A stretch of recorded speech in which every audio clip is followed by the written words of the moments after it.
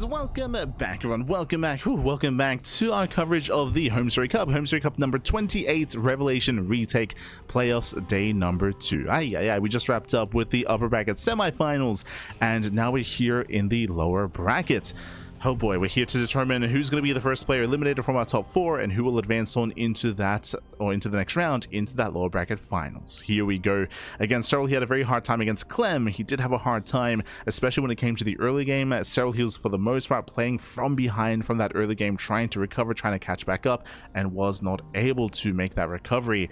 And as a result, we saw Clem with a lot of momentum, with a lot of map control, and just looking very comfortable in those games. There were a couple of exceptions, of course, a couple of strong moments, especially in game 3 for Serral, but those moments were few and far between. And we'll see who's going to be our first of top 4 to be eliminated. Here we go. Up next, we do have HeRoMaRinE versus Serral. Let's go. Let us go. I wasn't too certain as to what a Q812 was referring to in the chat, but this is not a rebroadcast. A rebroadcast is, I guess, when you cast an event and then you just rebroadcast that same cast. There's a replay cast. This is our replay coverage of HomeStory Cup. If you missed out on some of the previous rounds, it's all on YouTube. So the group stage, for example, or day 1 of the playoffs is all on YouTube, so you can check out the VODs there if you're interested in those VODs. Otherwise, we are jumping into game number 1 of our series. Let's go. Let us go. So we're jumping into our best of 5. And spawning in the top left-hand corner of Ruby Rock, we have the German Terran player. We have the red Terran representing Mouse. It is HeRoMaRinE. And spawning in the bottom right-hand corner, we have his opponents. We have the blue Zerg player, the blue Zerg player himself. We have the Finnish Zerg representing Basilisk. It is Serral.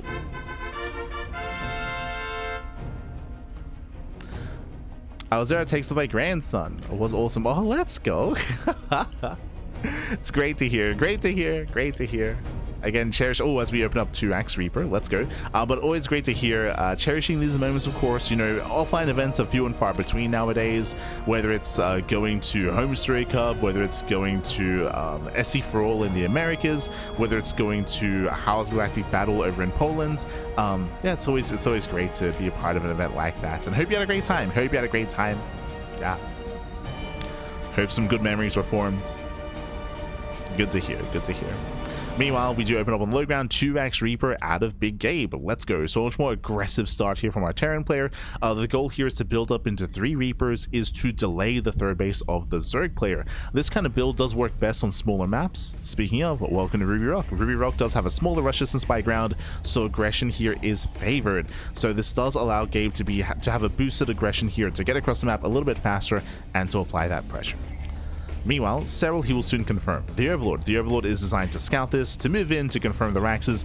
Technically, there could be a hidden third Rax in the main base, and Serral has to confirm whether or not there is a 3-Rax Reaper or 2-Rax Reaper. It's on Serral to piece together. As the Reapers are in production, the Overlord moves in. Serral, he should stay in gas here to build up into link speed, and Serral confirms. Does confirm the Raxes. Behind this, link speed will be prioritized. We stay in gas.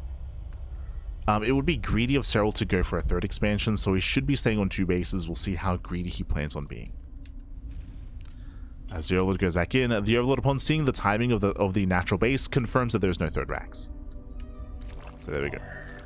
Serral does confirm. Reaper pokes in.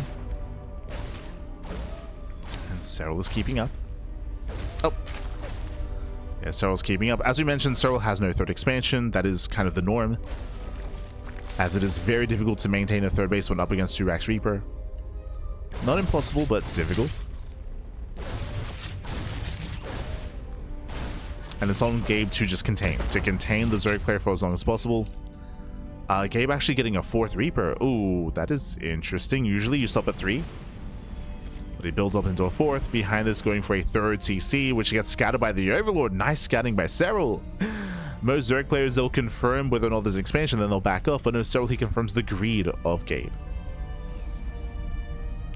And now Serral has to make a choice. Does he try to punish that greed, or does he try to surpass that greed instead?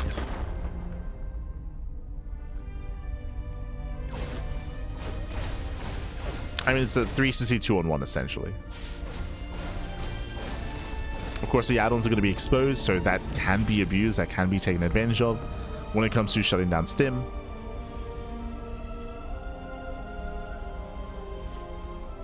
There it is, Tech Lab is on the way.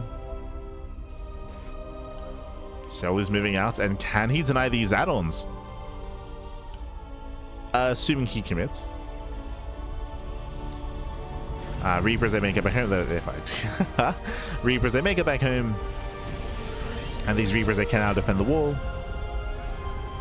Behind this going double eBay. And Gabe, he's chilling. From here, he can just chill on 2 bases, build up into Stim, and then move out. Back at home, Serral, he's redroning, resaturating. His Lings, they mainly only have map control and map presence. Doesn't apply pressure. We'll see if he can catch those Reapers. Serral's on patrol. Oh! Can I catch him out? Oh my god, barely not. The Hellions do support. And Gaby holds his own. He holds his own. Gonna be forced further back.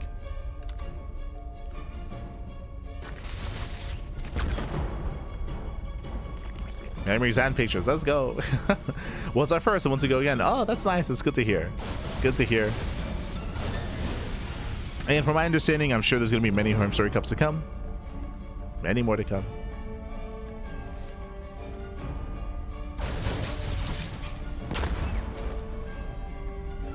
It's one of those grassroots events that's, you know, by the people, for the people, and that sort of thing. Yo, meanwhile, big shout to Lunacy and Young Haseyo, baby. Esther Lunacy, thank you so much. Thank you so much for the raid. Hope you had a great stream. Hope you had a great ladder session. Hope you had a great time. Hope you had a great time. Thank you for the raid, man. Thank you for the raid. For those who don't know, Lunacy, he is a Korean Protoss player, and he was actually at the previous HomeStory Cup as well. Not at this one, but was in the previous one. With SOS. With some of the other Koreans.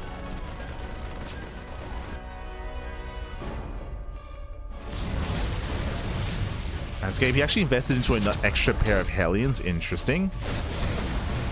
Yeah, building up into 6. One more volley, does force a cancel, not bad. Denies the 4th base.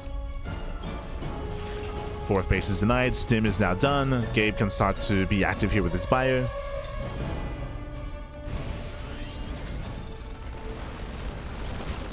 As he's working on his medevacs. So far so good. Again, he does have slightly less Marines than normal just because he did go for an extra pair of Hellions. But so far, Gaby's holding his own. Meanwhile, Serral for the first time is going into Ling Bane. I say for the first time because this is a standard follow-up and we did not see this at all against Clem. Against Clem, it was either like a Roach Rush into a Roach all-in or going Ling Hydra. Ay, ay, ay.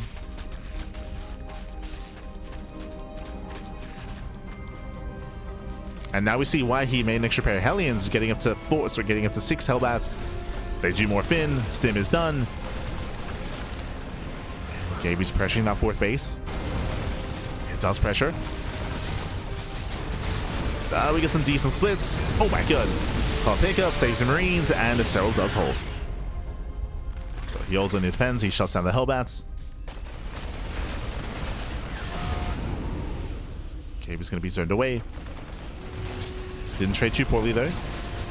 And he wants the Queen's no transfuse. Yeah, no transfuse energy, gets 1. Barely doesn't get the other. Oof, nice time for the medevac. Serral, he's holding on.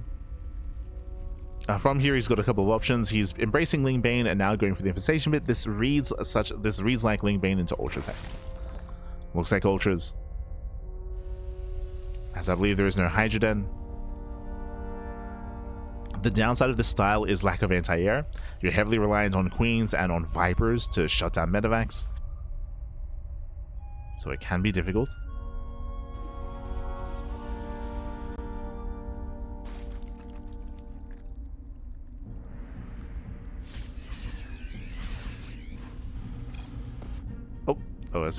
As looks like it was a bit of a pause. Hopefully everything's okay.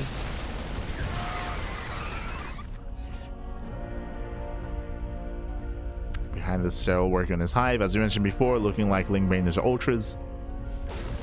That's going to be a big power spike for Serral. As Gabe is rallying across. Again, Gabe has to apply pressure before it's too late. Pokes in. I believe Gabe, he saw the morphing in hive. Gabe is aware. Oh. Mind shots, they will go up. Decent Bailey connections. And trades with the bio. Gabe still moving in at the same time, massive Link counter attack. Up! And Gabe does back up, but it's going to be shut down. Yeah, Gabe is being shut down here. They're running out of units. Here come the reinforcements. Queens are holding their own. It's still close. Yeah, with those final Bailey's morphing in, though, Serral, he should hold on. Yeah, comes in from behind, coming in for the surround. Collapsing of the army. And Serral barely holds. I say barely, did lose so many queens. 5 queens went down. Most of the Link Bane. And Gabe is not stopping. Gabe is still just rallying across the map. He's still moving in. And again, now Serral, he lost all of his queens. His defense is that much weaker. Serral's being broken. So he's being broken here. He traded too inefficiently earlier.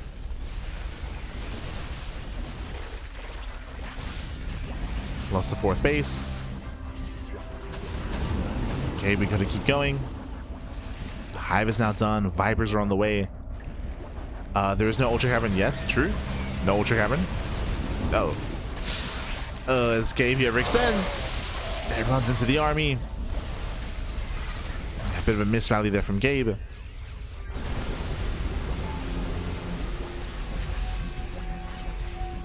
Still being active, still has that army supply lead.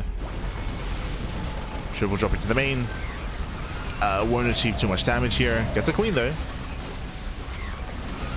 Does get a queen. Gabe still forcing his way in. Again, Serral, he never got into Ultra Tech. Vipers do help, but a very nice pre-slit here by Gabe. Oh my god. The pre-slit. Bailey's, they still find connections. This army will still be cleaned up. Serral cleans up the army. Drop was dealt with in the main. Oof. Serral, he's holding. Now, what's scary here is that Gabe, if you notice, he's all in. I should have pointed out earlier, but Gabe is A-Raxing. There is no forced CC. The longer this game goes on, the worse it is for Gabe. So Gabe, he's on a timer. He doesn't have any longevity here in this game. Either he kills Serral or he dies trying. There's no macro behind this. Oh. Vipers, yeah, they overextend, but GG gets called. Gabe, he has run out of steam. The all-in has failed. And Serral, he will take game number 1. GG. GG, well played. Gabe, he was so close. He was so close to breaking Serral. Again, he did have momentum for a point, for a time. I do think that him going for the triple drop did kill him at the end of the day. That was a lot of supply that was thrown away. The triple drop in the main base killed a queen, and that's kind of all that was really achieved. Imagine those 3-4 medevacs supporting the main army as well. That might have been enough. Like, again, that was a very close hold for Serral. That might have been enough to tip him over the edge. Regardless, it was close. GG. GG, well played. Serral, he survives the 8 racks, he survives the all-in, and with that, Serral takes game number 1. GG. As that leads us into game 2. Let's go.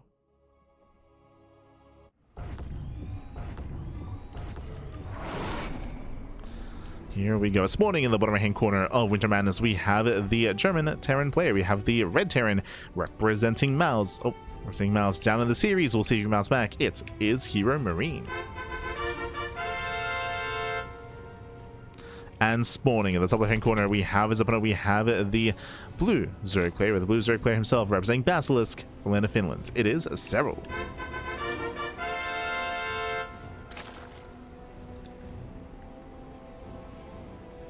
Do players usually use their own keyboards in these tournaments? Yes, it is very, very standard for everyone to bring their own peripherals, their keyboards, their mice.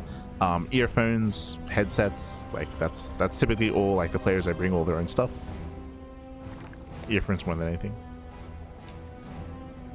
Less so headsets. Yes, they bring their own peripherals. It is not unheard of to hear of players like they bring their own like cushions. They bring like mouse mats. There are some players that especially if it's like a local LAN, they even bring their own chairs. Like they has been reported on. Bring your own chair as well. As you want your setup to be as optimal and as comfortable as possible, as used to what your own setup is, right? I know there were some players that I know for some LANs that would bring their own monitors to make sure they have like a refresh rate that they're comfortable with, instead of relying on the refresh rate of whatever's available at the LAN.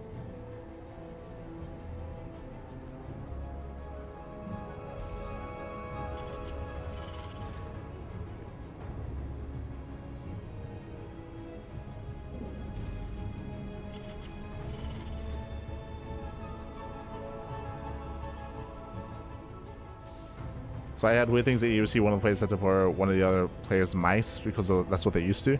I want to make sure to emphasize that it's not necessarily what they used to, but like that's like what it's like their gear. Like that's it's their setup. It's like optimal. Maybe that's a better way of putting it.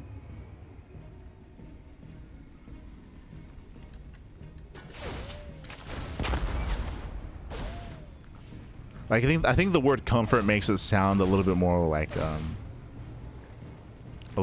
flavor text, you know? But like it's all about like optimization. It's all about like being at peak performance, right?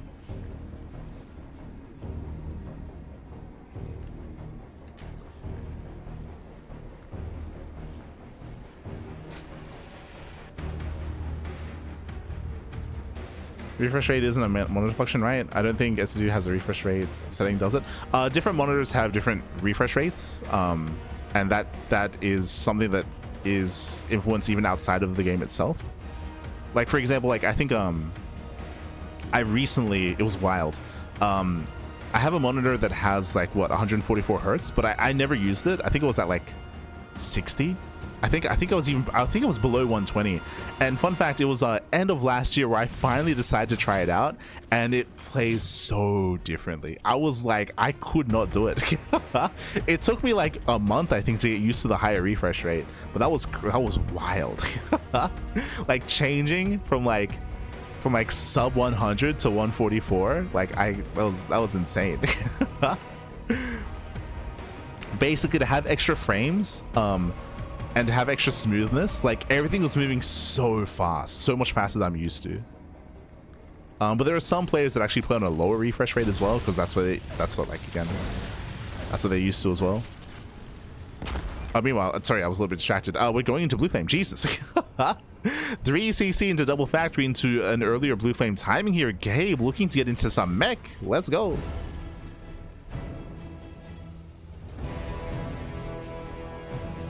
It is wildly better than 60. I mean, I don't know if I would say it's better. Like 144 was so bad, as in like I was so not used to it, that for a while I just had to switch back to 60.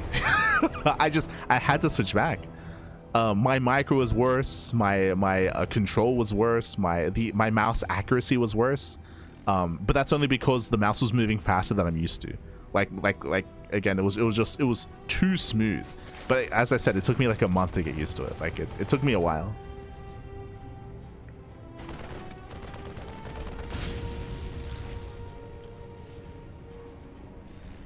It was crazy. I think I actually had to adjust my DPI. I think I had to lower my DPI to make up for just how fast the mouse was moving. To compensate, that's it. Anyway, 2 more factories. We have Mass Helium. We're going for Blue Flame. We're committing. Jesus.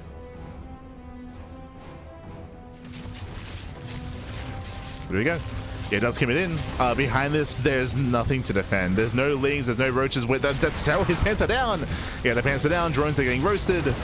Helions, they commit in. And Serral, he was woefully underprepared. There was literally nothing to defend. Only Queens. The only queens to defend. Boys are being pulled. More drones getting roasted.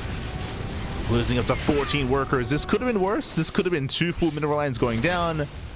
This could have been a lot worse, but still 14 workers do fall, and the Hellions will be cleaned up.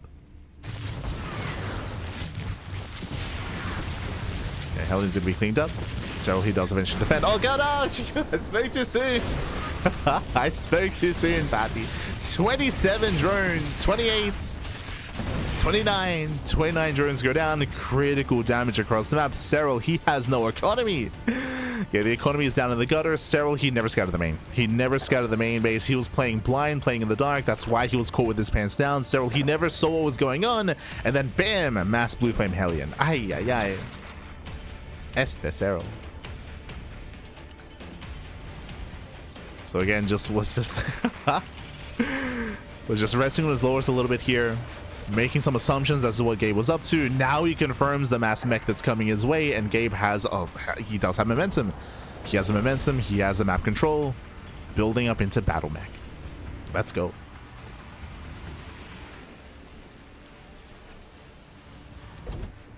Too smooth. Light experience, true level will never be the same. Pretty much.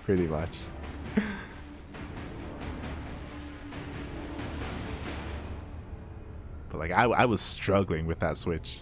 Struggling.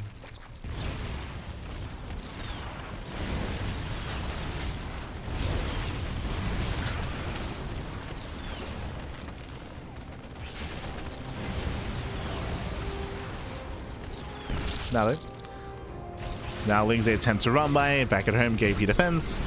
Still applying more pressure, still moving in. Roach Warren is still on the way. Without Roaches, it is so difficult to keep up with a meching player like this. We're stuck with Ling Vane. And Gabe, he can go for the kill. He even supplied looks Serral. 5 overlords on the way.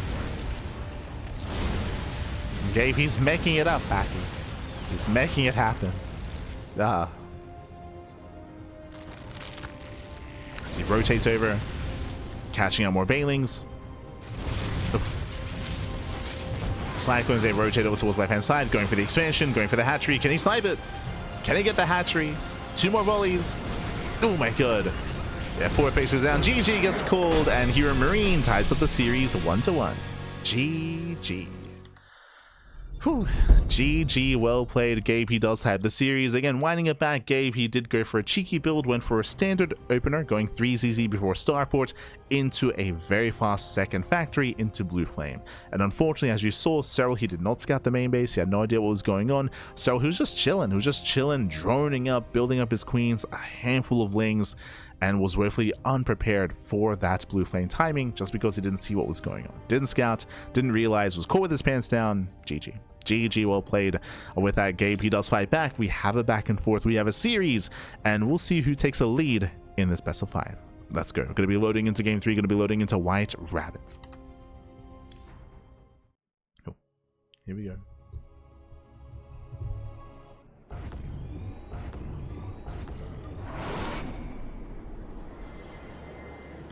As spawning in the bottom hand corner of White Rabbits, we have the German Terran player. We have the the German Terran. We have the Red Terran representing Team Mouse. It is HeRoMaRinE. And spawning in the right hand corner, we have the Blue Zerg player. The Blue Zerg player himself representing Basilisk. From Finland, Finland, it is Serral.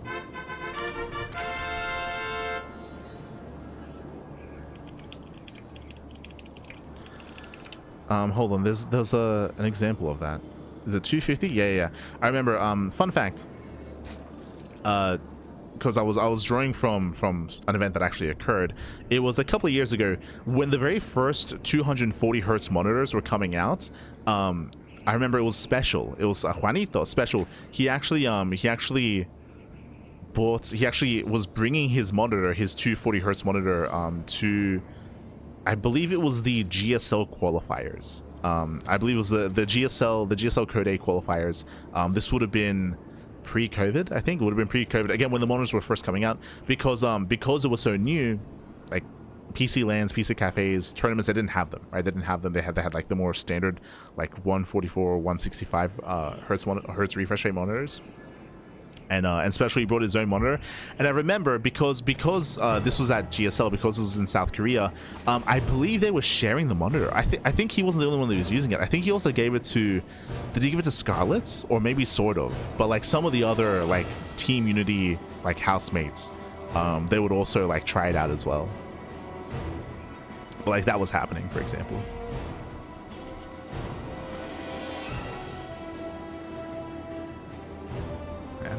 Bring your own monitor back. True, true.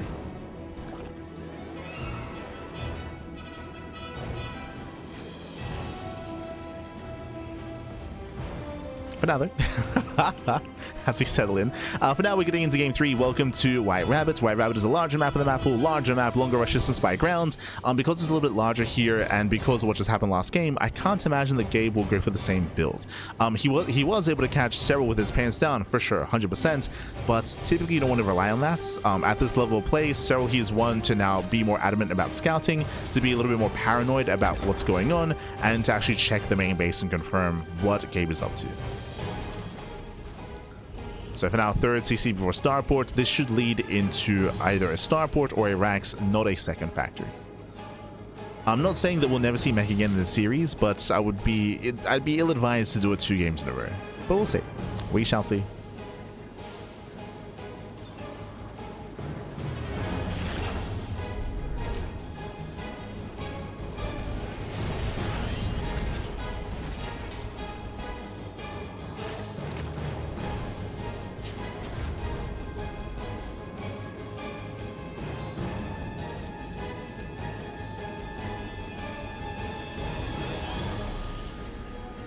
But this would have been like 2018, I think. Maybe 2018, 2019. Around then. Ooh, Serral, he does open up roaches this time. For the first time, this series does go for the roach warren. For example, if Gabe were to go into mech again and go for a second factory, now Serral blindly will be in a better position to defend against it. In general, roach-based play and roach-based openers are very safe. Typically very safe. Gabe back at home, going for the double. eBay, though, this time playing bio. Getting into bio, not getting into mech. So Gabe does shift gears. So does Serral.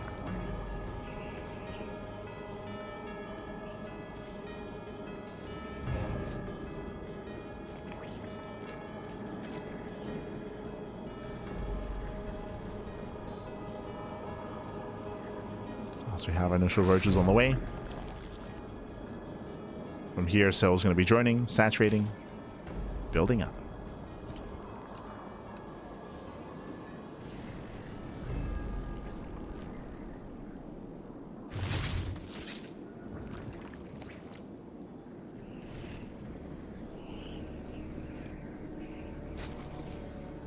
Yeah, Serral does claim his lair.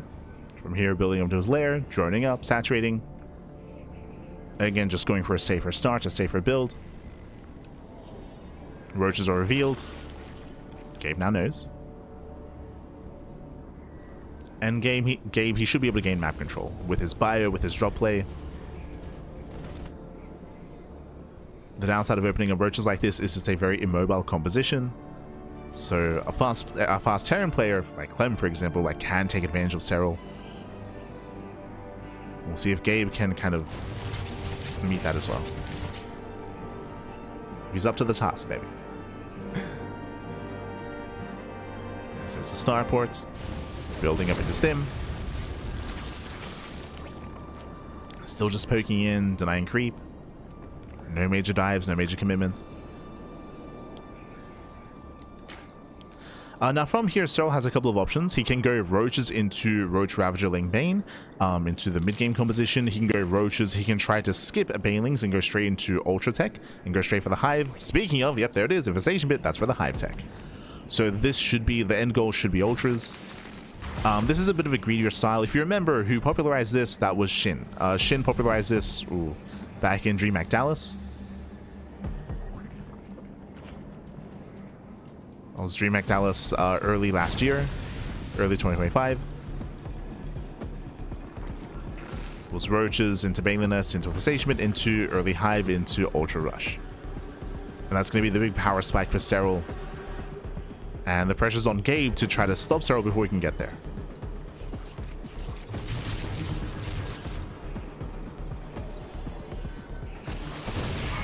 Hellions, they try to find a way in. They're going to commit. Yeah, they commit to the mineral lines here. Boys are being pulled. A couple of drones going to be going down, getting up to 4, getting up to 5. 5 drone kills. It's okay damage. Bearing in mind, Hellions don't really scale too well into a longer game. It's okay. Oh. Gabe does run into the main army. Does run into the roaches. No bailing speed. But there's not enough marauders here. Yeah, not enough marauders. Okay, we cannot fight this head on. Not yet. Serral is holding. Hive is halfway done. And again, there are those melee upgrades indicative of ultras. Melee, carapace. And Serral, he's getting there. He's almost there, Bat.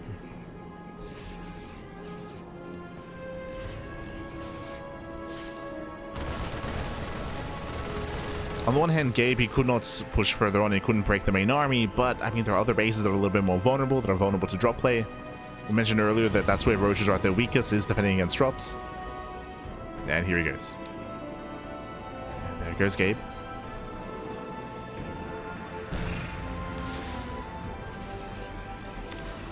Hive is now done. Vipers are in production. There's that Ultra Cavern. As we mentioned, again, Gabe is on a timer. Now, it still takes some time to build up into this, to finish the Ultra Cavern and then get kindness plating. Without kindness plating, Ultras are actually made out of paper. They're actually very, very fragile. So they need those upgrades. And it looks like Gabe has just relinquished map control. Yeah, he's just relinquished map control.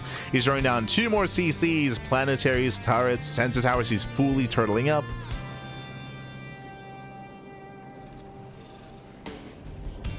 Oh boy. Thankfully, he's being somewhat active. Somewhat. Soon Serral has to trade out some of this army. Serral, as you can see, is maxed. He's maxed out, and he has to free up supply to make ultras. Kindness plating is on the way. Link speed is almost done. Again, the link speed was skipped earlier to get into earlier roaches. And now here comes Serral. And ideally, Serral, he wants to get rid of these roaches. He wants to get rid of the roaches. Free up supply. Speaking of, yep, there we go. Going for the roach run by. Ideally, you want to trade with this, but even just having this all killed for almost nothing is still worth it here for Serral. But ideally, you want to trade.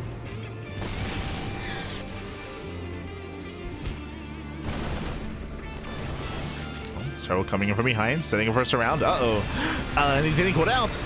Yeah, roaches, they lock in. Bailey's gonna smash into the bio, and a brutal fight here for HeRoMaRinE. Yeah, Gabe gets caught out, losing almost everything. Ay.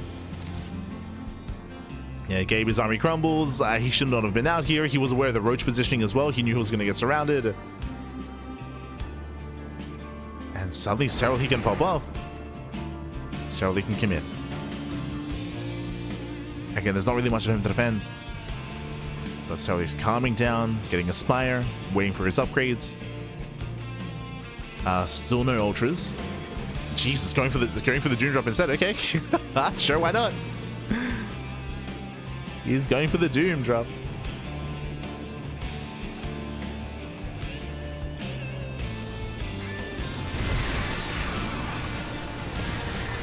And catches some reinforcements. Oof, brutal mine shots. Lings are being shut down. And that was a little bit premature. Ideally, you do want like multi-pronged aggression. You want to distract and then move in. Fusion core is on the way. Ultra speed is finishing up. Serral even going for a Nidus Worm. And we'll see if we can break through. He does go for the drop. Yeah, diving into the main. Gets into the mineral line, getting some of the production. Does cause a distraction. At the same time, Serral, he wants that center expansion. KB somewhat in position. Show us a blinding clouds, covering both tanks. Yeah, both tanks get caught. Bailey's a bust into the mineral line. SCV's going to be going down, and the base will be denied. And force a lift. that damage.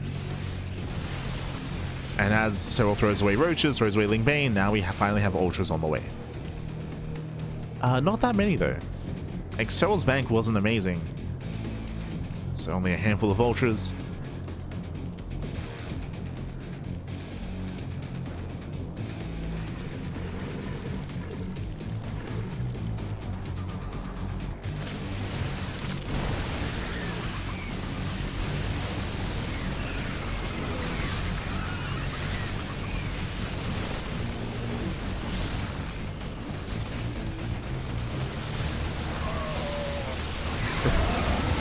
Collapsing in. Oh god, no! Yeah, no control there to Gabe. Gabe was distracted by the drop in the main. So brutal baning connections. Oof, Miles as well. And Gabe's attention's being spread thin. Even borrowing Lings in the middle of the fight. Does borrow. And so he's doing it. So he's breaking through, collapsing on top of the army. Cleans up all the mines. Lings there on burrow. A little bit soon. Oof. Barely getting out of range.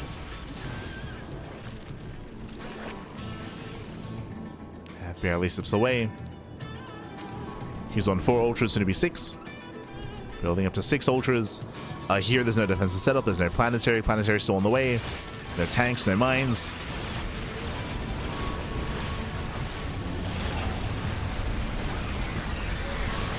As ultras, they keep pushing in. Going for the power bomb as well. It does go for the double power bomb. Oof, that's a lot of damage. Oh god, 3 Medivacs go down. And Gaby just can't keep up. He cannot keep up. Supply-wise, I mean, sure, the supplies are similar, that is true. But again, the defenses are lacking. The bank as well. I think the scariest thing here is that Serral, he hasn't lost any ultras. He's retained them over time. He's been very careful. So he has been pulling back. Nice mine shot. Nice mine connection. Once again, Serral pulls away with the ultras.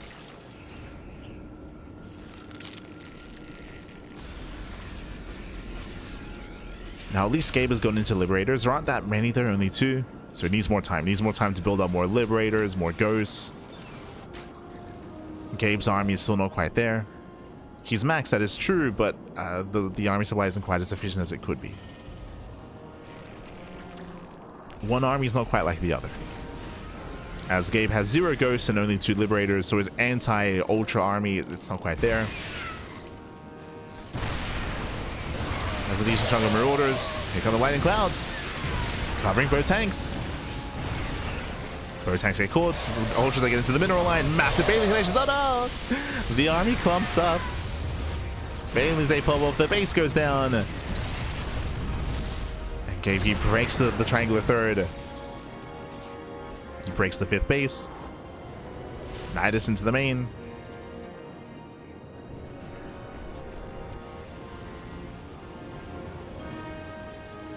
Not like this, Pappy. Not like this.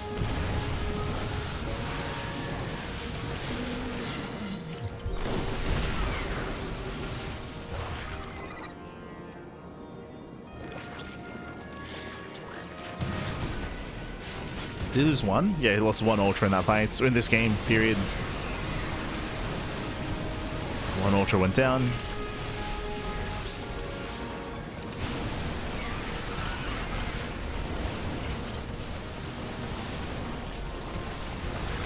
Ultra's being sniped, not bad. Getting 1, getting 2.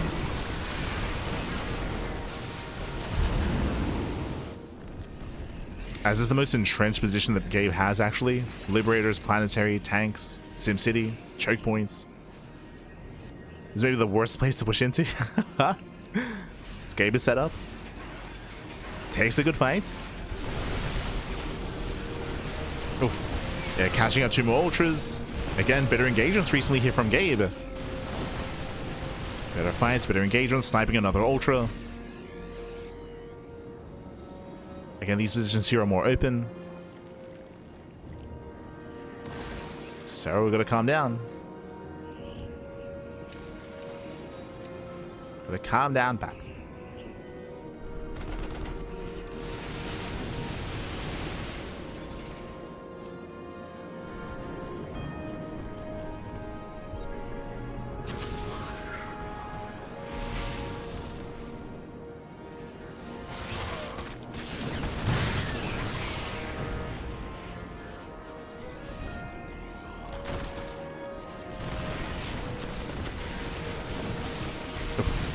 Sniping 2 more mines. Cashing out 2 more mines, so he still commits into the center of the map. Takes down the planetary. Does get caught out. Escape, he almost does flank. At the same time, trying to establish bottom right. Ooh, Lings, they do get into the mineral line. Catching out SCVs. 8 SCVs go down. Okay, pushing deep on creep. Gotta be careful. Ah, there's not enough room. No. Not enough room in the medevacs. Serral now can counterattack. And again, this time there's no planetary. Oh. So he has the high ground. Not able to chase. Okay, can't quite give chase. The army's heavily overstimmed. Oof. One thing we're missing here is infestors. Here they come. 4 infestors on the way. As Serral, he's had a really hard time locking down the army, but that will soon change. Will soon change. Getting to infestors, more corruptors to help out with liberators. Again, perfecting that army. Okay, he's still stuck with a very mid-tier composition. Just Marauder back.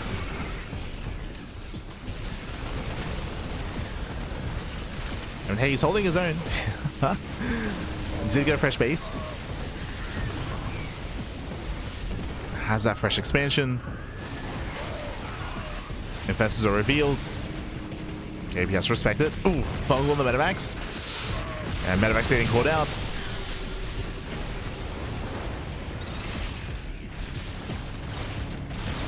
So he rotates over. Did lose an expansion.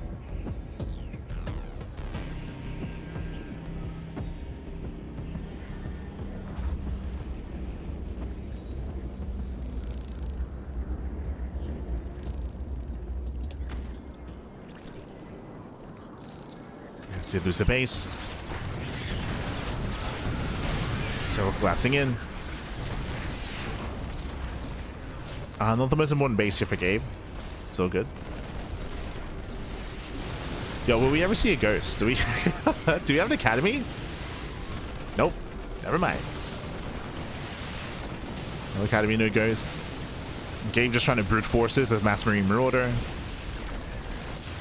Oof. Getting caught out by a fungal. I mean, spell caches, they just have free reign. As there's just no threat of EMPs.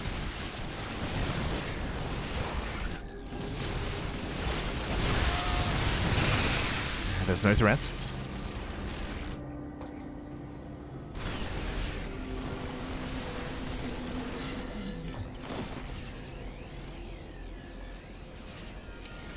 So more infestors on the way. Again, what's really benefiting Gabe here is that he has taken that fresh base. The mules, Jesus. The mule hammer. Let's go. So you can afford these trades. You can afford them. I still say that Serral has the superior composition, as you're seeing here, catching another army. More fungals popping up. Oh. These are expensive losses for Gabe. Shout out to the Liberators though. Cute micro. Jumping into the liberation zones. Where are the corruptors? Oh, there we go. Now moving in.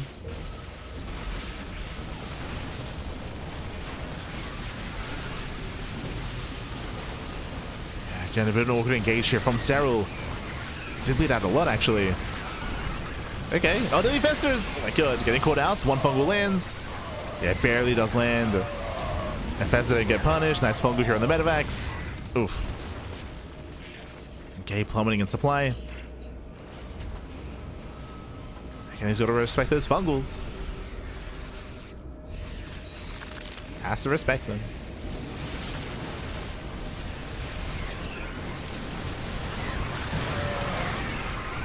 And decent mind connections. Once again, better positioning here from Gabe. Forcing fight into Liberators. Oh, but the planetary goes down.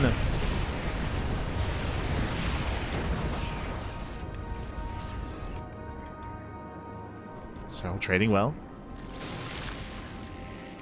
Taking down the expansion, but Lassie just gets replaced. Another decent fungal.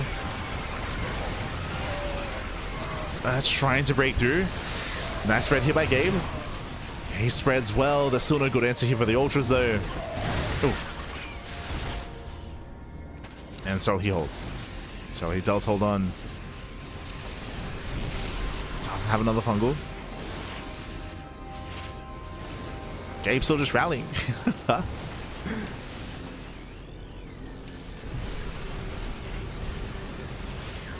still just trying to rally across. Does break the expansion. Takes down the hatchery.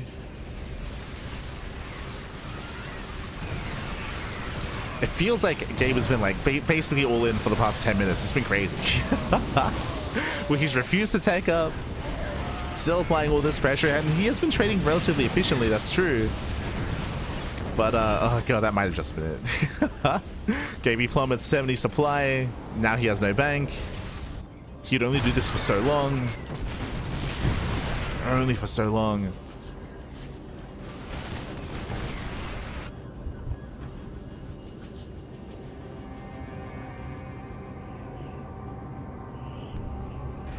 Yeah, as Gabe, he's finally running out of steam.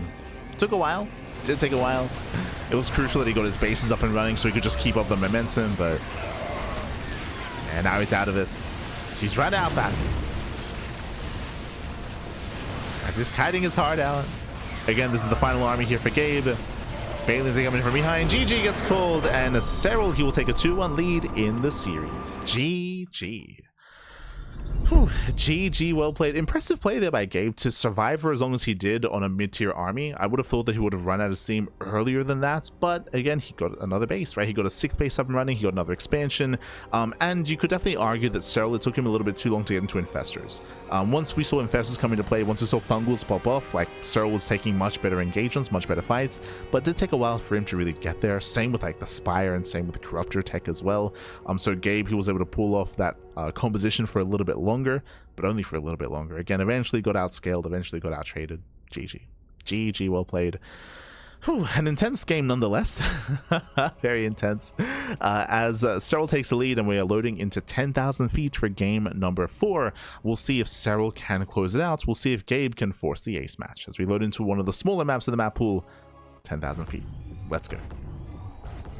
Let us go. As spawning in the top left-hand corner of 10,000 feet, we have the German Terran player. We have the red Terran. Oh. Representing Mouse, it is HeRoMaRinE.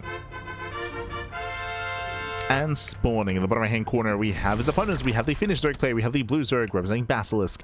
Leading the series 2-1, it is Serral. Here we go. Whew, and again, it was impressive that Gabe was able to pull that off for as long as he did. Again, he had some nice trades, some nice moments, some better fights at times, catching out Ultras, catching out Mines. We had some questionable engagements from Serral pushing into siege lines as well and into planetaries. But in the end, Gabe was just outscaled by Serral. And now we're getting into 10,000 feet. A smaller map of the map, smaller map, shorter rush distance by ground. Because of that, we do expect to see aggression here from our two players, but we'll see. It's a bit of a give and take. We bring this up all the time, but even though the map is really small, your initial 4 bases are very secure. Your natural, your 3rd, and your 4th base are all very centralized. It's easier to rotate defensively in between these bases to keep up with multi-pronged aggression and to secure your 4 bases themselves. So we'll see how our players will adjust their approach. That more defensive prowess here is typically more applicable here to Terran. To Terran and Protoss, less to Zerg. So we shall see. Likewise, because the map is so small, we're expecting another Roach opener. Last game, Serral, he opened up Roaches into Lingbane, into Fast Hive, into Fast Ultra Tech. We might see something similar here. As again, roaches are typically just a safe way to play. For now, standard opener. Standard opener.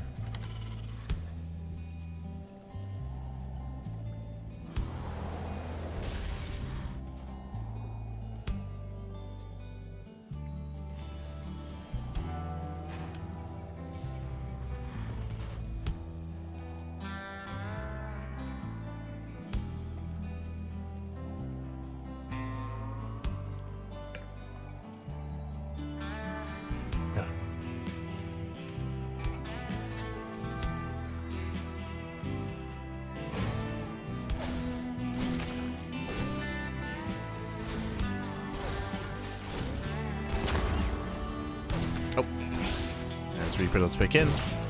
So far getting 1, getting 2 Zerglings, not bad. Catching out a couple of Zerglings. Behind us going for a 3rd CC before Starport. We do have an economic opener here by Gabe. So far so good. Now we have seen Mech before. We did see Mech previously. That was the one game that Gabe did win actually against Serral. Was catching with his pants down with Mass Blue Flame Hellions.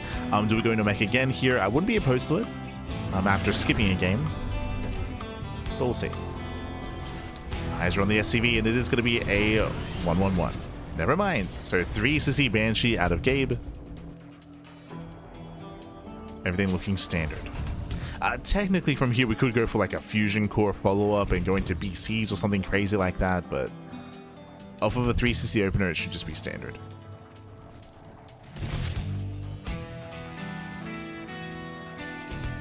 As the Tech Lab is on the way, from here we should be add-on swapping into Banshee play. Otherwise, we could leave the Tech Lab on the racks, go into earlier Stim, and go open up Viking, for example.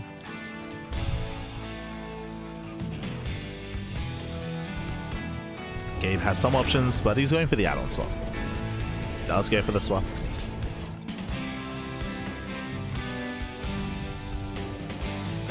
Opening up Banshee. This setup would be ideal against roaches, and so far Serral has yet to throw down tech. We're reaching the 4-minute mark. Serral's still just droning. Serral did invest into link speed, so there's no fast roach horn like we saw previously.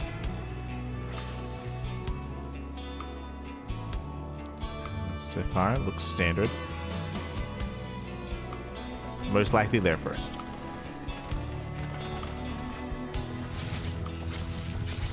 They threaten a dive.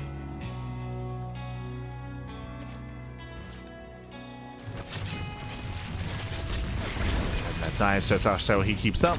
Zones back the Hellions, and it is going to be Lair first out of Serral at 4:30.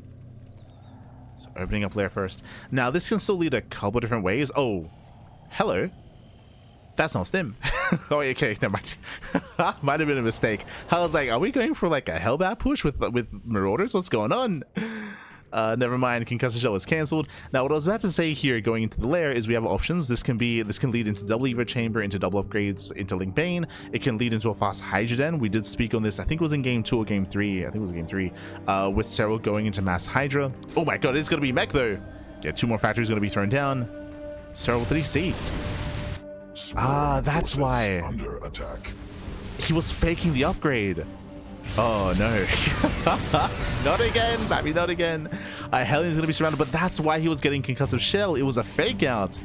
So Serral, he scouted early with the Overlord. He saw the upgrade, cancels the upgrade, going into High Flight Rotors, going into Mech. He's going into Battle Mech with Speed Banshees. And without Roaches, it's gonna be a tough hold here for Serral. Serral going into Link Bane, into delayed upgrades, delayed Evo Chambers. So Chambers after the Bailey Nest. And Serral is in trouble.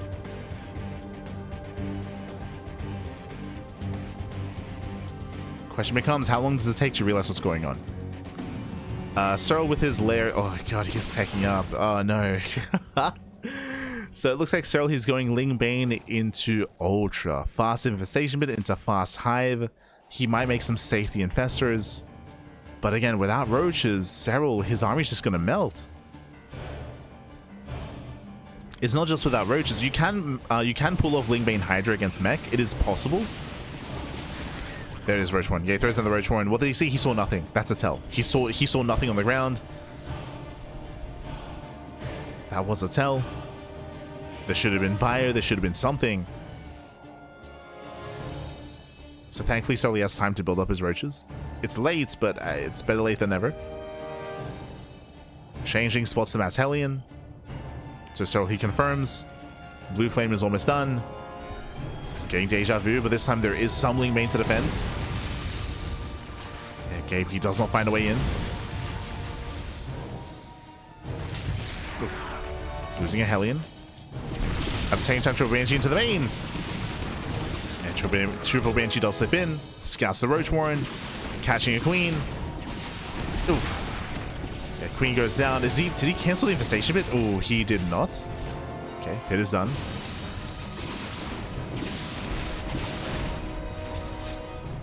Catching up 2 more Queens.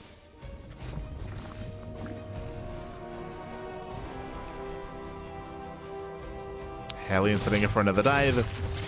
And they make their way in. No shot. They get into the natural. Blue Flame is done. Ooh, massive Hellion shots. Banelings rolling in though. And so he will defend. So it cleans us up. Again, this could have been so much worse. Banelings do defend in the end. Banshee's back into the main. 8 drone kills. Can he get another Queen? Not quite. So Community pulls away. Back at home, he's building up his Cyclones. Getting Macville accelerators. And the Roach Warren now does finally finish, but he still has to build up. It's still been rough for Serral. Banshee's still being active. Extra spores are on the way. That gets a Queen. Got a chance to use.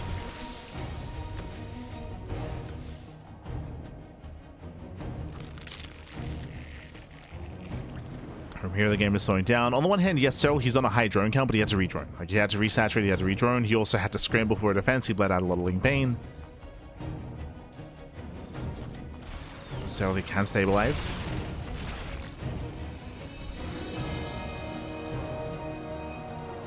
He's got his first Infestor on the way. Hive is almost done. With that, he can get into Viper Tech. Abductions will help against Battle Mech.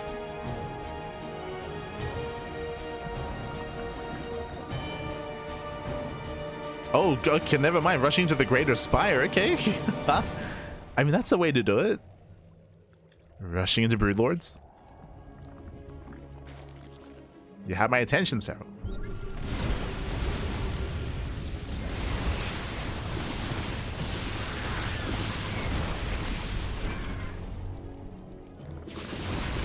Oh, Fungal lands.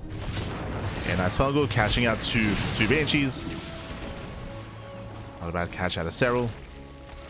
Cyclones, they attempt to rotate.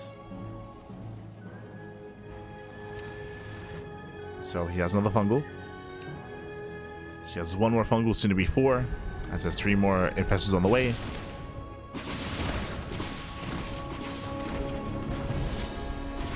Oh! A bit of miscontrol. 1 Banshee goes down. And the Banshee falls. Link Bane collapsing on the Hellbats. And decent catch here from Serral with the Cyclones. They slip away. They do slip away. Most of the Cyclones survive, making 5 Cyclones at a time.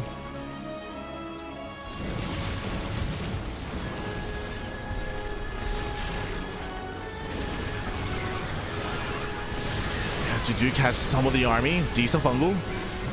Yeah, the Fungal's okay, but the Ravagers are exposed. Yeah, brutal pickups here. Losing 1, losing 2 Ravagers. Serral's got to be careful. He has to calm down. Bearing in mind that Gabe does have the more efficient army. Unless Serral can land those Fungals. Speaking of. Catching 2 Cyclones. Oh! Can I lock him down? Not quite. 3, 4, 5 Cyclones falling. Can we get some okay pickoffs here?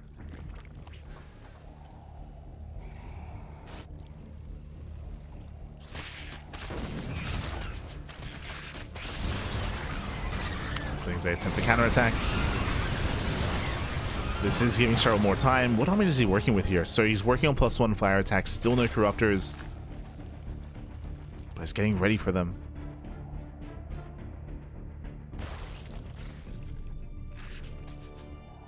I'll say the biggest issue here is that Serral, he's been holding on, he's been surviving, but he has been on the defensive the entire time. He's been on the back foot.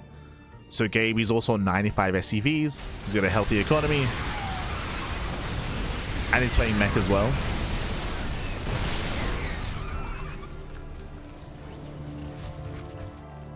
Oh, as Queens are getting caught out. It's a bit of miscontrol, a bit of mismovement, mispathing. No!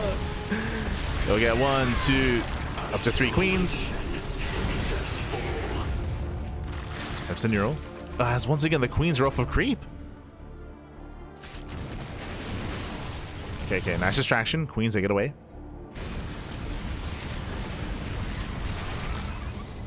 But it looks like myth pausing due to the injects. Yeah, he's been mass injecting here. He's been rapid fire injecting, and the Queens have just been running all over the place, and specifically going through this area here, through that center path.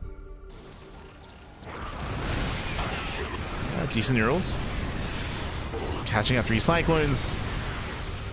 Getting on top of the tanks as well. 3 tanks going down. Massive big offs. Tanks are exposed. Oh, but running out of neurals. Gabe can give chase.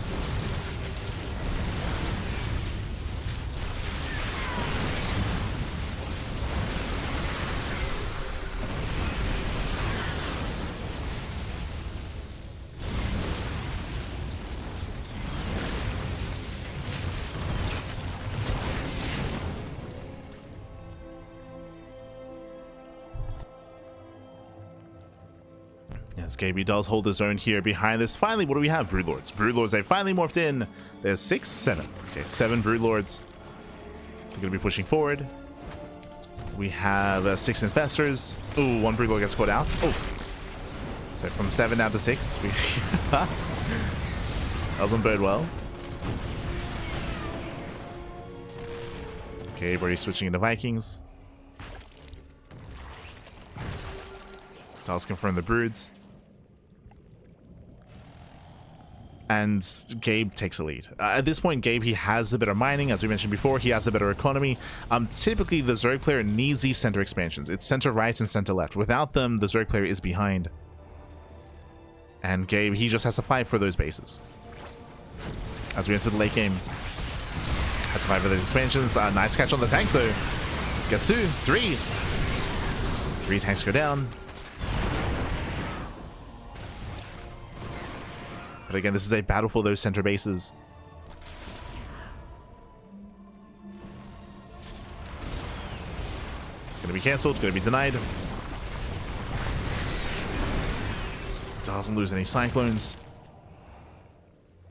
So better trade here for Gabe. As more Vikings are amassing so far, there is 6, soon to be 9. So 9 Vikings. Doesn't want to overmake Vikings, bearing in mind that it's not like it's mass Broodlord or anything like that. So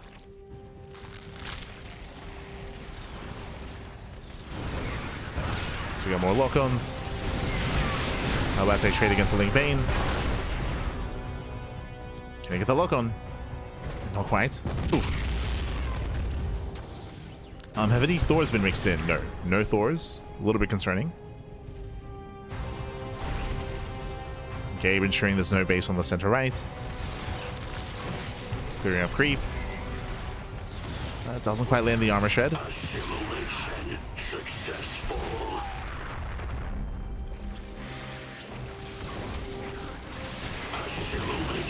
Gets another cyclone. Picks up a couple of cyclones. We have spores pushing forward. Queens as well. They're here to support. Still lose 1 more Broodlord. Down to 6. 6 Broodlords left. This base is slowly getting up and running. The pressure's on Gabe. He has to deny it.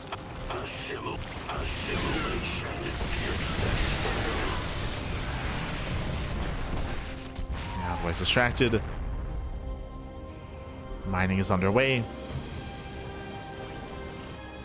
Okay, waiting for extra Vikings.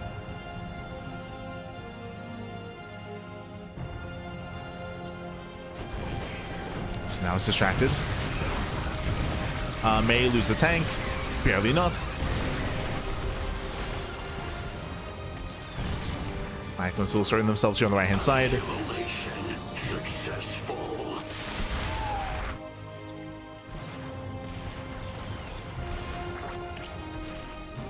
And Serral is securing himself. We're still lacking some side defense here. We could do with more spores or more spines. The Broodlords are on their own. Where are the queens? The queens are out of position. They were injecting. Yeah, queens, they were injecting. The queen's not here. Not very nice catch on the Cyclones, though. Okay. Yeah, Cyclones getting pulled out. Gabe was inattentive. Massive pickup. Yeah, massive catch. Catching out all these tanks as well. Oh my god. Gabe plummeting in supply. It's worth it if he does find those Broodlords, though. It can be worth it. Broodlords are on their own. They're left idle. Catching at one, they're going to get every single one. Yeah, every single Broodlord is going to go down. So we have a give and take. On the one hand, we saw Gabe. He lost a bunch of Cyclones and tanks. And we flank the army. Catching out more tanks. Yeah, Gabe, he was exposed. Did take down all the Broodlords, though, but he may lose the mineral line. Ay. Bane's roll in. Can he get there? Oh my god, massive connections. 14 SCVs go down. Oh, but with the reinforcements, though, with the defender's advantage, Vikings, they land. They catch out every single infestor. And Serral, he plummets in supply. How much does he lose? He's down to 4 infestors. Serral, he lost 5 infestors, 6 Broodlords, the Viper as well. We're getting messy. We're getting very messy here. Gabe, he can't take his base. At the same time, though, Gabe can use a nice center left. He can. Yeah, tanks are moving in. Tanks, they zone away the infestors. Vikings land as well, and this base will fall. Massive pickup. As I mentioned before, this is the most important mining base here for Serral.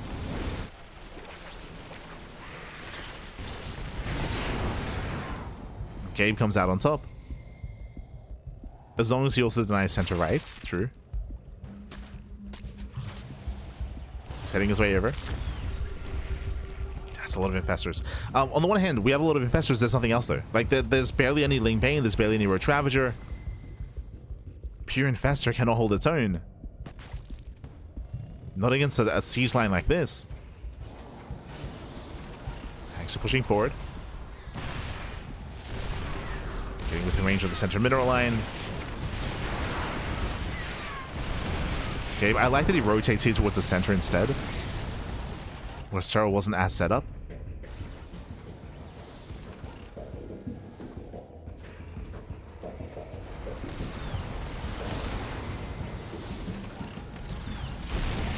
Fest is moving in. Goes to the neural, gets a tank. He does catch one of the tanks. But we have so many more tanks behind this. Yeah, they do siege up, they do set up here, and they just bully back Serral. Serral, he cannot engage. He's trying. Oof. But again, there are just too many tanks, and there's no answer. Typically, what is the answer? I mean, Broodlords. But the Broodlord count was reset, so no more Broodlords. No Vipers, no Blinding Clouds. And the links are lacking. Another expansion goes down. Serral retaking center left. There are still tanks here left over.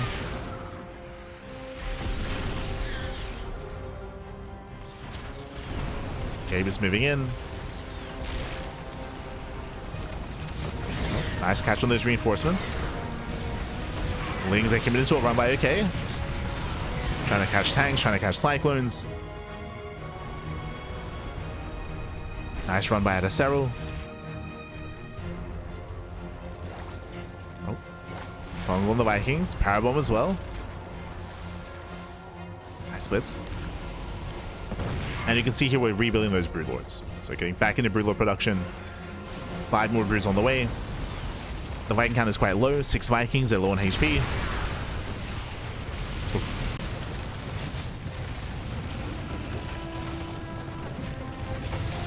Okay, he's not ready for those Broods. He scans, he sees.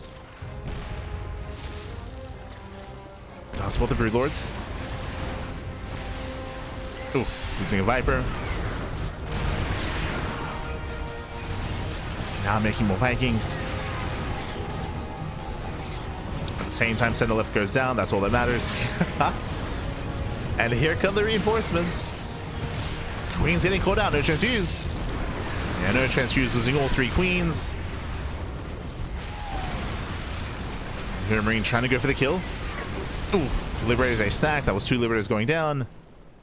He has a fresh mining base. And Gabe, he maintains the economic lead. Like, he's ahead economically. Has the greater bank.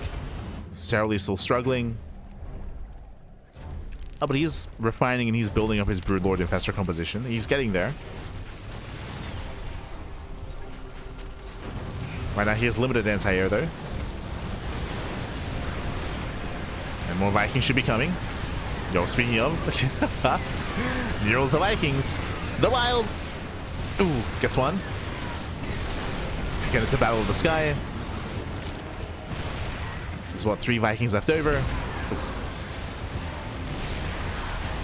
And Tank Boy's warming up. Nice fungal. And that's every Viking going down. And no Vikings left. Gabe has to get the hell out of here. Has to pull away. And finally we're getting Thors. The Thors are here. They're coming. 5 Vikings at a time. Thors as well, just getting as much anti-air as possible. Remember, this all comes down to the Broodlord Infestor.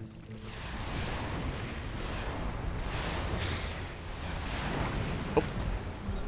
Once again, nice fungal. Catching out 4 Vikings. It's 3 Vikings going down. Serral still does not have center left. Okay, making 3 Thors at a time.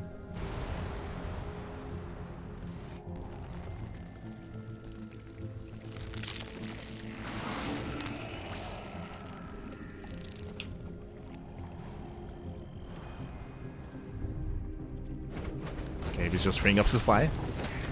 At this point, mining is very limited, so he's just throwing away his SCVs. He rotates once again, just ensuring there is no base. Jesus, get out of here. No, the mineral line. Jones getting caught out. There's 0 mining here. What's our economy looking like? So 3rd base is barren, so is the 4th, so is the natural. There's 1 patch at the natural. There's a couple of patches left in the main.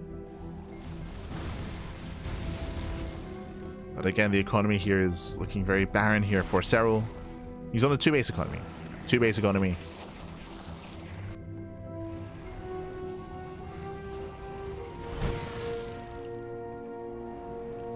Serral, he has no bank. He's working on it.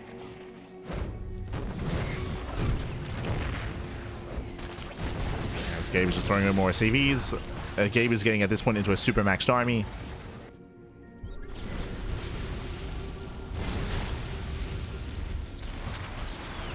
Which is terrifying. Serral does try to reclaim center left.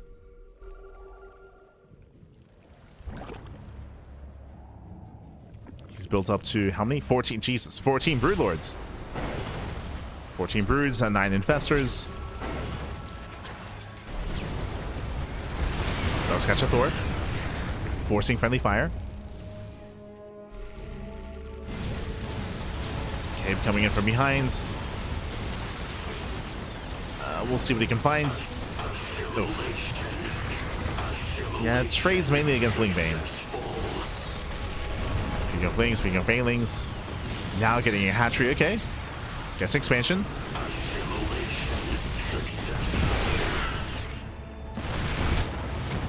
Not the worst trade. Likewise, does catch transferring workers. The long distance mining and the expansion as well. Ay, ay, ay. And Gabe, he rotates. Yeah, he's responding to the expansion. Again, he knows that he's fine as long as they make sure that Serral doesn't expand.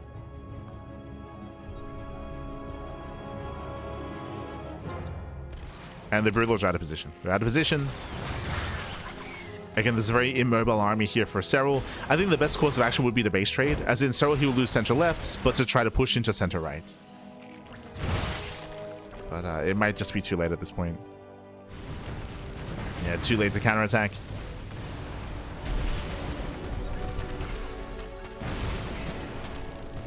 Does catch one of the Thors, almost.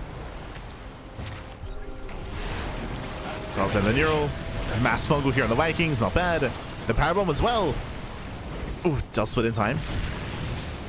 Gee, there are so many Thors. Oh my god. 11 Thors. Yeah, Corruptors are going down. Nice mining Cloud, but we're running out of Corruptors, running out of anti-air. GG gets called as Gabe, he dominates the fight, and Gabe, he does have the series. We're going to the ace match. GG. Whew. GG, well played. Gabe forcing the fight out in the open against Serral. He was broke, he had no money. He was broke, he had no money, he had no resources, he was running out of steam towards the end, he just could not expand, and in the end we saw that Gabe was able to force a better fight. He had 11 Thors, he had the Mass Viking, shut down the Corruptors. GG. GG, well played. Whew. With that, we're going all the way to the ace match. The final game of the series is going to be loading into the Old Republic. Winding it back when it comes to that game, remember that Gabe was able to pull a fast one on Serral. Gabe, he faked bio. He faked the upgrade on the tech lab, switching into mech. We saw that Serral eventually confirmed what was going on, but it was a very late reaction. Serral, he was already cutting corners, he was already going into the fast infestation bit, into the fast hive. He was going Ling Bane into hive tech. He was being punished for it as well, and it was a very shaky start there for Serral, bleeding out a lot of drones, losing a lot of momentum. Did lead into a bit of a back and forth, but Gabe, he did have that momentum from the early game, maintained map control, and ensured that Serral couldn't freely expand. GG. GG, well played. Serral just could not expand, could not build up. And here we go, we're getting into the ace match and spawning in the top right hand corner. Top right hand corner here of the Old Republic, we have the German Terran player, we have the red Terran representing Mouse. It is HeRoMaRinE. And spawning in the bottom left-hand corner, we have his opponents. We have the Finnish Zerg player. We have the blue Zerg representing Basilisk. It is Serral. Here we go.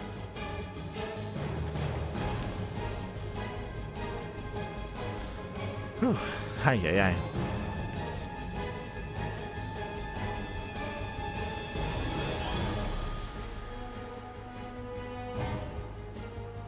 The Gabe, GG.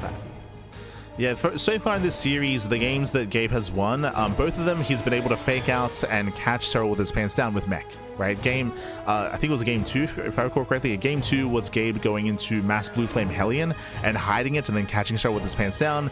Here in game 4, we saw the Mass Battle Mech, of course, out of Gabe, which again took a long time for Serral to confirm what was going on, and Serral was caught also being too greedy. So welcome to the ace match, welcome to the Old Republic. At this point, Serral should be playing as safe as possible. CC first though, oh my god. CC first out of Gabe, going CC first into a later Rax, a very greedy opener out of our Terran player. Very greedy. I do like these greedy builds, especially against Serral. Serral, he's not one to like 12 pull, he's not one to go for early aggression. So most likely Gabe will get away with this. We'll get away with it. Being as greedy as possible. But most likely leading into bio. Again, typically it's ill-advised to go for the same style or for the same build 2 games in a row. So last game we saw the fake out and the hard switch into battle mech. Here in game 5 we should be seeing something different. We did see an 8 racks out of Big Gabe earlier on Ruby Rock, if you recall. We did see an 8 racks. I'm not too fond of 8 racksing on the Old Republic though. Not too fond of it. So we could just see, again, a greedy opener into a fast third CC into a stronger mid game as a result of that. We could just see a hyper greedy game out of Gabe.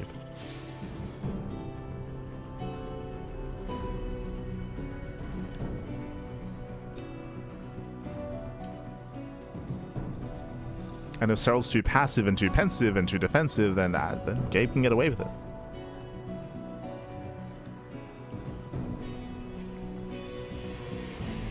Putting those repairs, 2 bases below. I mean, it's always a balancing act, I would say, about repairing Banshees when it comes to, 1, whether it's worth it, right? Whether it's worth the resources, but 2, whether it's worth the time investment, especially in StarCraft, especially in an RTS like this. Like, it's very high paced, and sometimes it's just more value when it comes to getting across the map as quickly as possible.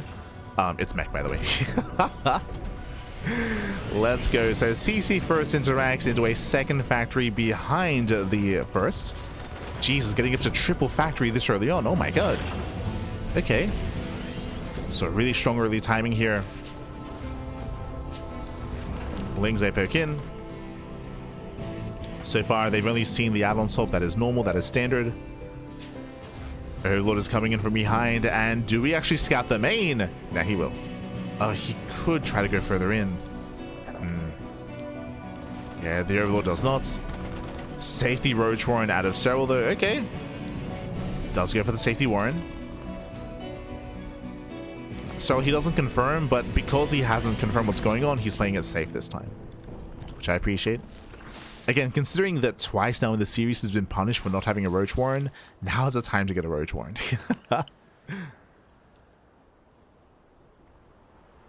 That's what, a 3:45 Roach Warren timing, or 3:40-ish, before the lair. Serral is droning, Serral is saturating.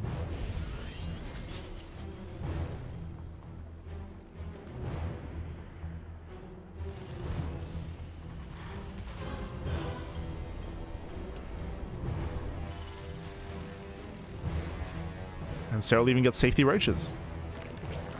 Safety roaches on the way. So again, Serral playing as safe as possible, which will benefit him.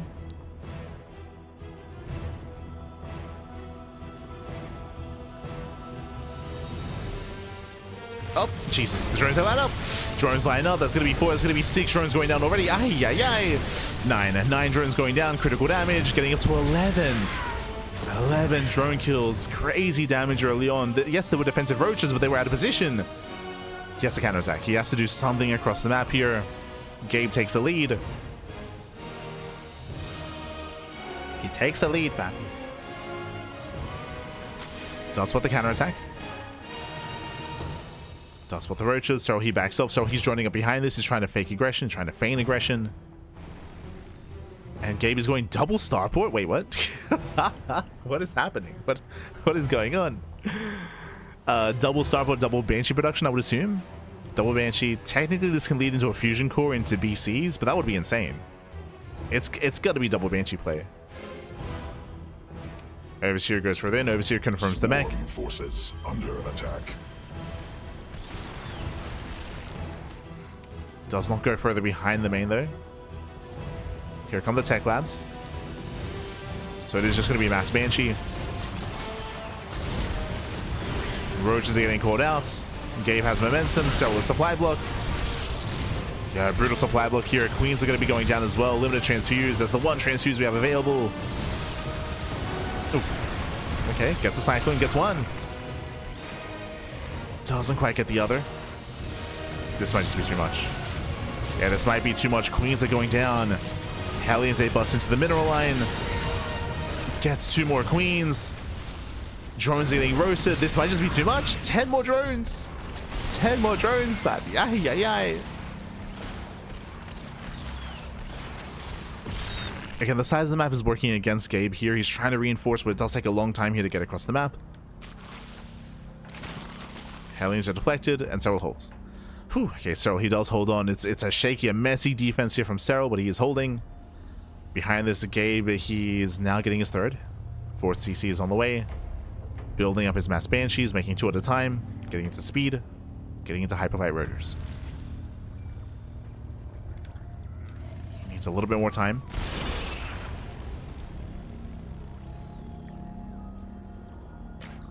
So far, Gabe is all over Serral. Remember, the soup does lie. Serral's supply is actually smaller than what it looks like, as he's relying on roaches. He should be up in army supply.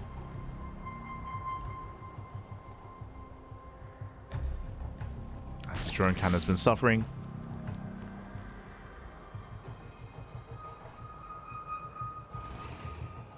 From here, a bit of a Hail Mary play, but this can work going into Tunneling Claws. Tunneling Claws and Burrow. Gonna try to shock around. Get behind the army, get into the mineral lines. There's potential here for damage. There's potential. I don't see a spore. Not at the 3rd. Oh boy. There are some overseers on the map.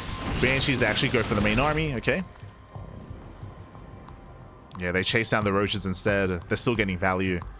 They could have gotten economic damage at the 3rd base for sure, but instead they just get free damage on the roaches. They're forcing the attack. Oh, so many roaches going down for free. Ay, ay, ay. So many roaches back. Jesus. That's 6, 7 roaches falling. Getting on top of the center expansion. Honestly, the Cyclones, they could have gotten the lock on. They could have locked on there. Banshees, they rotate. They find a Spore. Oof. And Spore goes down, denies mining gas as well. Serral forced a counterattack. But hey, those Bard Roaches still have a chance. They still have a chance. Oof. Losing a Queen.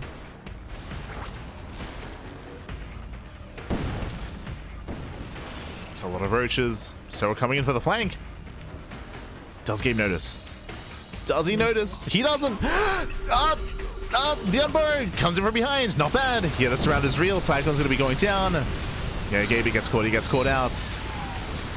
Yeah, he does try to work his way through, but he loses so many Cyclones. A rough fight for Gabe. The Banshees, though.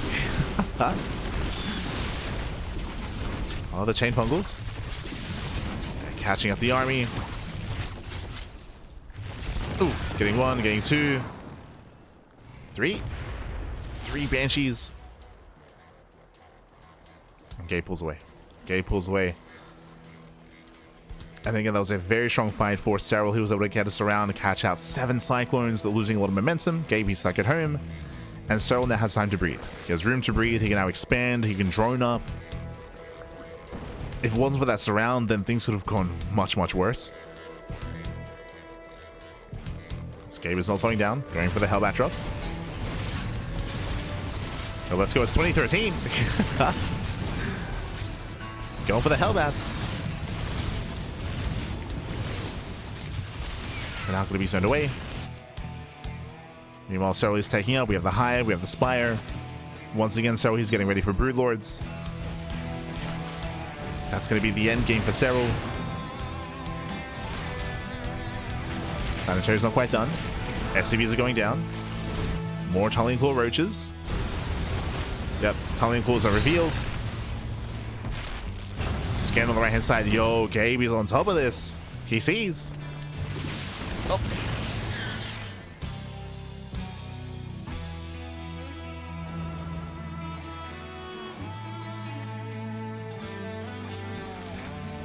He sees, he knows.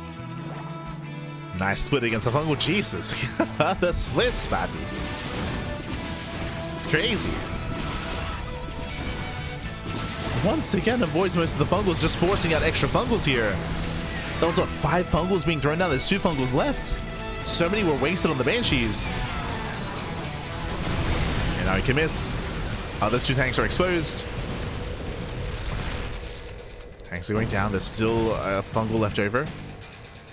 You can see here there's 1 Infestor. And Gabe pulls away. Gabe once again distracted by those Tunneling Claw Roaches.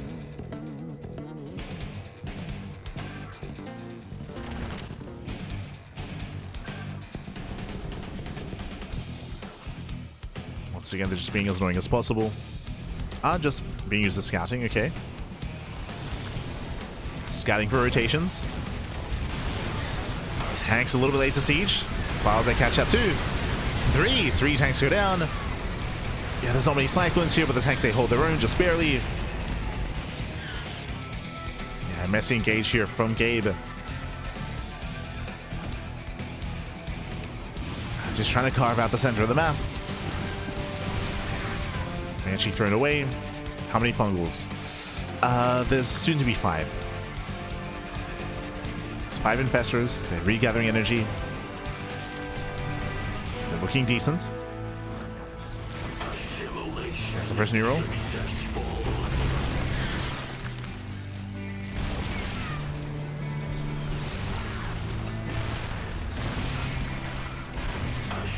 Second new roll as well. Catching out 2 Cyclones.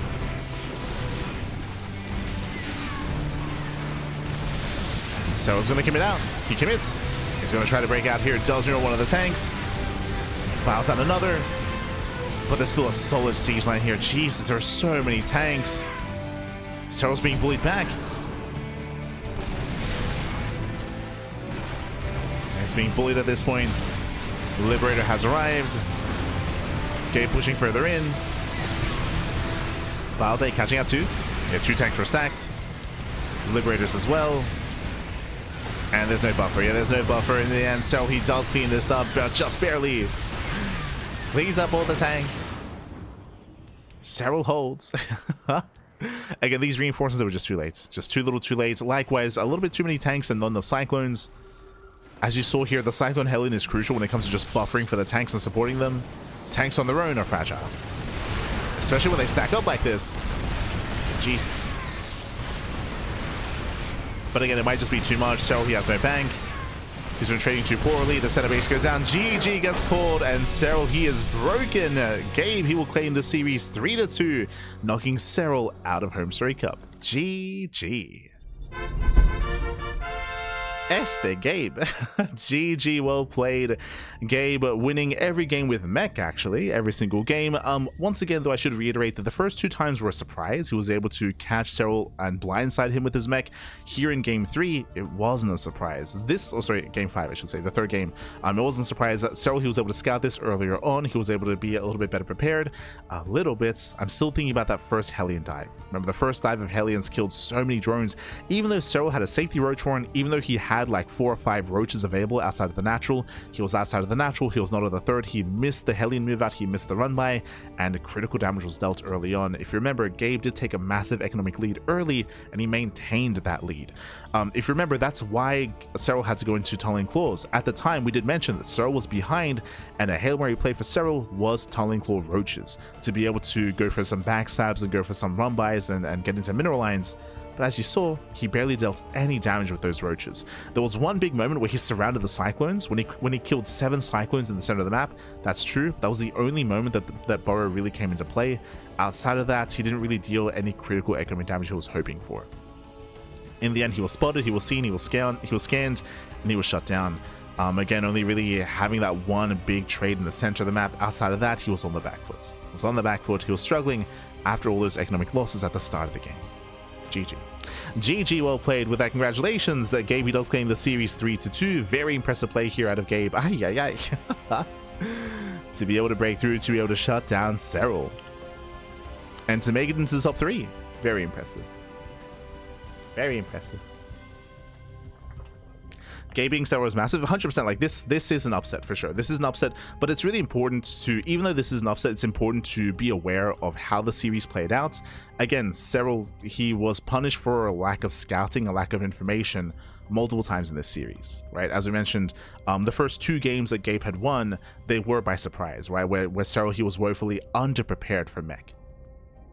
I don't blame him, as mech is not the most standard way of playing and is not the most standard kind of approach to the game. But again, Serral, he was blindsided by mech twice, except for that last game, which was, there was a little bit more to it, I should say. Whew, but GG, well played, baby. HeRoMaRinE didn't use Ghost all games. True, you're not wrong. Which also hurt him, if you remember. Like, I'm still thinking about that game on White Rabbits. If you remember, like, White Rabbit was a very long macro game where Gabe refused to make ghosts, and they would have made his life so much easier. If you remember, that was the game where where it went all the way up to like 20-25 minutes almost, with Serral going into Lingbane, Infestor, Viper, Ultra. Like, he had a Hive heavy composition with Ultra, Infestor, Viper. Ghost would have helped so much with EMPs, with snipes. But if you remember, Gabe, he was almost playing all in. Like, he was very like lair tech. I say lair tech, very kind of like mid game oriented. Mid-tier, there we go, like mid-tier oriented with like Biomarauder. And to be fair, he held his own for a long time there, but he was brute forcing the hell out of that game. Like, he refused to tech up, he refused. And hey, he held out for a long time in that game, to be fair, on White Rabbits. But GG, well played. Whew.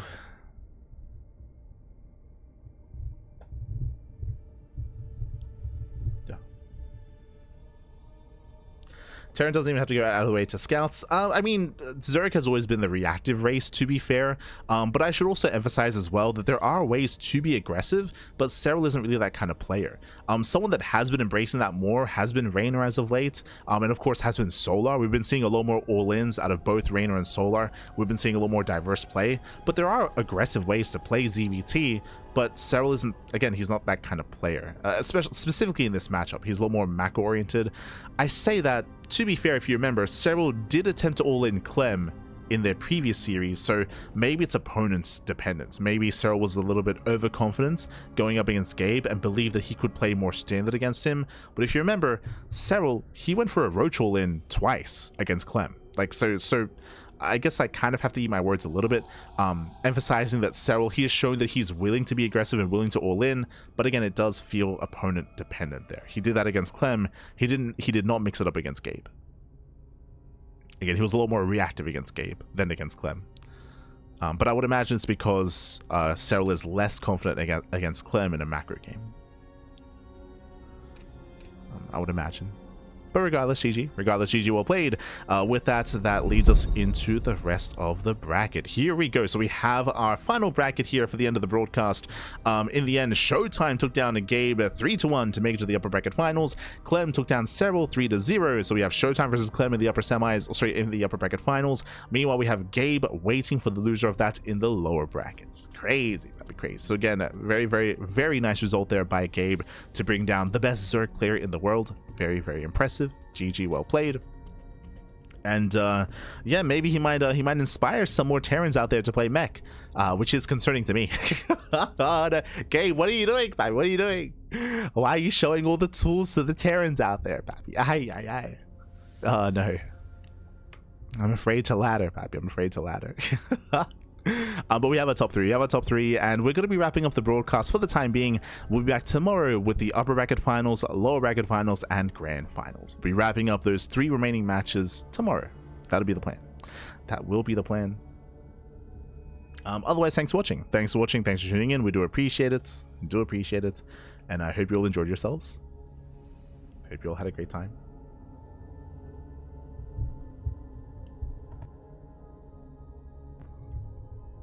Hope you had a great time, and with that, we are going to be wrapping up. Again, we'll be back tomorrow, but before that, we have the rest of our schedule. Bam! As you can see here, we are Sunday morning. We're here on the Sunday morning part of our schedule. We're going to be live later on tonight with Sparkling and Tuna Cup. That is our weekly open tournaments. Every single week, we have our Open Cup.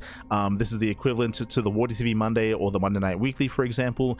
This event is run on a weekly basis and is open to all players. That is going to be at 7 p.m. KST. That'll be at 9 p.m. AEST. That'll be in around 6 hours. 6 hours time, we'll be live with the Tuna Cup. There we go. So we got 6 hours to rest up, to get some food, to get ready for the next broadcast. But again, that is an open tournament. Expect players like Showtime, for example. Expect players like Beyond, like Hero, Classic, Shin, and many, many others as well. So do expect that. That is going to be, again, tonight. I think it might actually be clashing with Pigsty, unfortunately. I know that Pig has been running his events throughout the weekend. Yeah. So there might be a little bit of clashing there going on, unfortunately. There's just a lot of StarCraft happening right now. There's a lot of StarCraft going on, and it's hard to not have at least a little bit of overlap. I know that Wardy's been clashing with Pig as well. Wardy's been running his Wardy TV Winter Championship. That's also been clashing with Pigsty. So it's in an ideal world that there's no scheduling conflicts like that, but yeah, there's just a lot of StarCraft. It feels bad, man. Feels bad. Aye. So if you're a viewer of StarCraft, you're spoiled for choice, bearing in mind that this week is Pigsty, next week is RSL. Revival StarCraft League is going to be starting up on the 7th of March. Bear that in mind. We are going to be co-streaming, but most likely we're going to be co-streaming the playoffs, not the group stage of RSL. Not the group stage, just the playoffs. Just as a heads up. But otherwise, thanks for watching. Thanks for tuning in. We do appreciate it. With that, we're going to be wrapping up here for the morning. Again, we'll be back in 6 hours time with some more StarCraft, with some more casting. Otherwise, I might have a cheeky ladder session, only for a couple of hours. Again, I only have 6 hours until the next cast, so I'm probably not going to sleep in between that, but I'm going to have some rest of some kind. But nowadays, I rarely have time to stream. Like, there's just so much StarCraft, so much content going on, and there's been other things happening IRL, so I just haven't had the time to. So if you're interested, you can follow me on my own personal channel. I do not ladder here on the CranKy Ducklings. We leave this specifically for casting. Only for casting on the CranKy Ducklings, we have like solo content on our personal channels, like Final Fantasy or some other single-player RPGs or StarCraft, for example. Laddering. just as a heads up. But if you want to support us here on the CranKy Ducklings, you can do so via Patreon. !Patreon in the chat. Our Patreon does fund our tournaments on a regular basis. I just spoke about how in 6 hours we have the Tuna Cup. That event is funded by the people, by Patreon. Patreon does fund that event, and you can also help us grow the prize pool for that tournament on a regular basis via Patreon as well. So you can help us out there if you wish. Otherwise, follow us. If you maybe see something they like here, if you missed out on the previous games, or if you missed out on some of the previous days of HomeStory Cup, or HeRoMaRinE Cup, or Thunderfire, or EWC, or the Pondcast, or anything else we cover, then check us out over on YouTube. YouTube is the place to be. We upload all of the VODs on YouTube on a daily basis. So there's plenty of VODs on YouTube, plenty of content. It's all there. It's all there. Otherwise, thanks for watching. Thanks for watching, thanks for support, and we'll see you guys next time. Ciao, bye, ciao. See you next time. See you in 6 hours or tomorrow for the final day of HomeStory Cup. See you then. Ciao, bye, ciao. Hasta luego.